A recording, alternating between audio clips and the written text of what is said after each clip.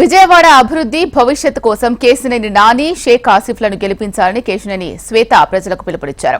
Vijayawada parliament YCP అభ్యర్థి Kesineni Nani, assembly YCP అభ్యర్థి ఆసిఫ్ల విజయాన్ని ఆకాంక్షిస్తూ ఆమె ఎన్నికల ప్రచారం నిర్వహించారు. 45 డివిజన్లో చేపట్టిన గడప గడప ప్రచారానికి ప్రజల నుంచి అపూర్వ స్పందన వచ్చింది. బెజవాడలో గత 10 ఏళ్లుగా కేశినేని నాని మార్క్ స్పష్టంగా కనిపిస్తోందని శ్వేత అన్నారు. రాజకీయాల్లో డబ్బు ఒక్కటే ప్రధానం కాదని, ప్రజలకు సేవ చేస్తే ప్రజలు తప్పకుండా ఆదరిస్తారని అన్నారు. కూటమి నుంచి పోటీ వారు బ్యాంక్ స్కామర్స్, ఈడీ కేసుల్లో ఉన్న వారిని కేశినేని శ్వేత విమర్శించారు.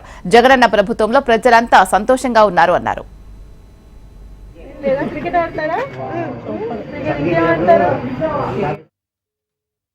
రూపురేఖలను మార్చిన ఘనత కేశినేని నాని గారిదని చెప్పి ప్రజలు ఈ రోజు తెలియజేస్తున్నారు.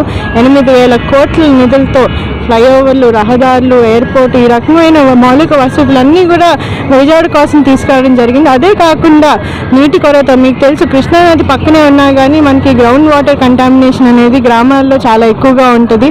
అందుకని ప్రతి గ్రామానికి కూడా వాటర్ ట్యాంకర్లు ఇవ్వడం, అలాగే ఎస్సీ ఎస్టీ బీసీ కాలనీలో కూడా మనం ఓవర్ హెడ్ వాటర్ ట్యాంకులు ఇవ్వడం, అలాగే ఇక్కడ చూసుకుంటే ఆటోనగర్లో 60 సంవత్సరాలుగా ఎవరూ పట్టించుకోని సమస్య నీటి కొరత ఏదైతే ఉందో దానికోసం కూడా 6 లక్షల లీటర్ల ట్యాంక్ని ఎంపీ నిధుల ద్వారా చేపించి 1,00,000 మంది కార్మిక కుటుంబాలకి ఈరోజు నీళ్లు అందించడం జరుగుతుంది.